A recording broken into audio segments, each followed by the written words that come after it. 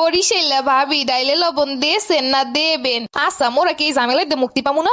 এ ভাবি রাগ করেন কেন? বরিশাল্লা মানুষ দেখলে এটা মনে পড়ে। আচ্ছা ভাবি মোরা বরিশাল্লা মোরাই কি খালি ডাইল খাই? হাঙ্গা দুনিয়ার মানুষে কেউ ডাইল খায় না? এইটাই মুই এখনো বুঝি না। আর মোরা বরিশাল্লারা কি ডাইলে লবণ না দিয়ে খাই? ভাবি মজা করলাম, রাগ কইরেন না। আচ্ছা রে কি বেল মজা শুনি তো একটু। মানুষে খালি দেখলেই কইবে ডাইলে লবণ দেছো না দেবা, দেছো না দেবা।